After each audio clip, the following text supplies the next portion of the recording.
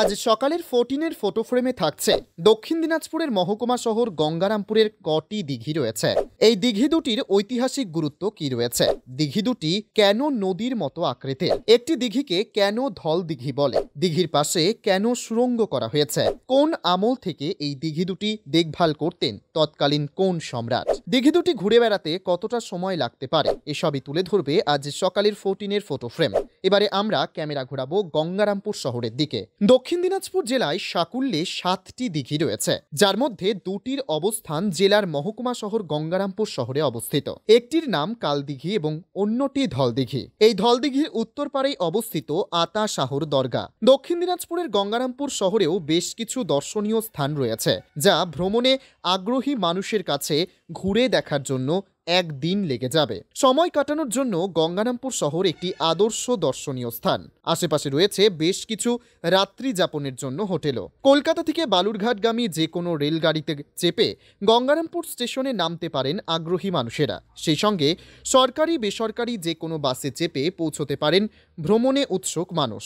গঙ্গারামপুর বাসস্ট্যান্ডে নেমে মাত্র 1.5 কিলোমিটার দূরেই রয়েছে এর ধলদিঘির অবস্থান। জলের রং সাদা বর্ণের বলে একে ধলদিঘি এবং আতা শাহর দরগা দেখতে পারেন ভ্রমণ পিপাসু মানুষ। বিকেলে কালদিঘি দর্শনের পর কালদিঘি পার্ক ঘুরে সেই দিনই বাড়ি ফিরতে পারেন অথবা রাত্রি যাপনও করা যেতে পারে। উত্তরবঙ্গের মানুষ ট্রেনে অথবা বাসে চেপে নিমিষেই পৌঁছে যেতে পারেন গঙ্গারামপুর শহরে। গঙ্গারামপুরের কালদিঘি ও ধলদিঘি, যার সময়কাল ধরা হয় পাল যুগ থেকে।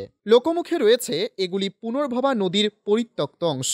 পাল আমলে বহিঃশত্রুর আক্রমণ মোকাবিলায় সামরিক প্রয়োজনের কথা পরিত্যক্ত নদী খাত দুটিকে দিঘিতে রূপান্তরিত করা হয়। ধলদিঘির পাড়ে বেশ কিছু সুড়ঙ্গ আজও দেখতে পাওয়া যায়, যেগুলি ছিল সমর উপকরণ নিয়ে তৎকালীন সেনাবাহিনীর যাতায়াতের পথ। কালদিঘিকে বর্তমানে মনোরঞ্জনের জন্য সুন্দর একটি পার্কে রূপান্তরিত করা হয়েছে। এই দুটি দিঘি বর্তমানে মৎস্যজীবীদের মাধ্যমে মাছ চাষ করা হয়, যে কারণে গঙ্গারামপুর শহরে একটি বড় মাছের আড়ত গড়ে উঠেছে। ধলদিঘির উত্তর পাড়েই অবস্থিত ছিল প্রাচীন দেবকোটে মহাবিহার, যা বর্তমানে আতা শাহের দরগা হিসেবে পরিচিত।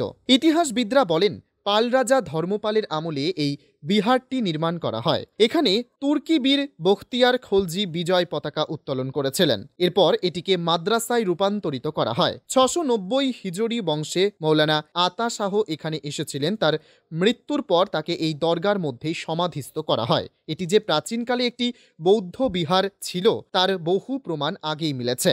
বাম আমলের প্রয়াত মন্ত্রী নারায়ণ বিশ্বাস এবং ক্ষিতি গোস্বামী যথাক্রমে স্টেডিয়াম, পুরো বাসস্ট্যান্ড গড়ে শহরের সৌন্দর্যায়নে আমূল পরিবর্তন করেছিলেন। বর্তমান তৃণমূল পরিচালিত পুর বোর্ডের পুরপিতা প্রশান্ত মিত্র শহরের রূপ লাবণ্য বাড়িয়েছে, যা স্থানীয় মানুষ এক বাক্যে স্বীকার করবেন। দক্ষিণ দিনাজপুরের গঙ্গারামপুর থেকে নিজস্ব প্রতিনিধির রিপোর্ট, টাইমস 14 বাংলা। রোজ সকাল 7টায় অজানা ভিডিও দেখতে ফলো করুন আমাদের টাইমস 14 বাংলার ফেসবুক পেজ এবং সাবস্ক্রাইব করতে ভুলবেন না আমাদের YouTube channel Times 14 Bangla.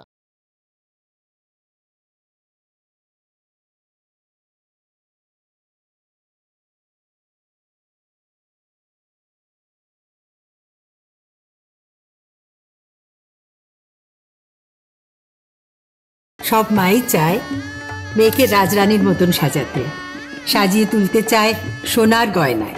Orient jewellers, সোনা যা সর্বক্ষণের।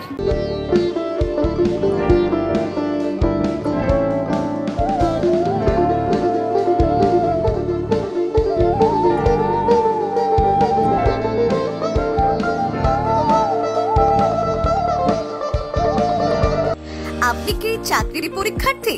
চাকরি পরীক্ষার বই খুঁজছেন?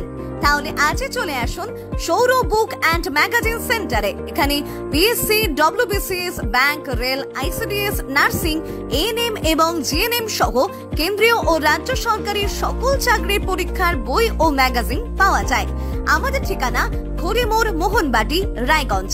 বিস্তারিত জানতে যোগাযোগ করুন 9002904090 অথবা 9434347016।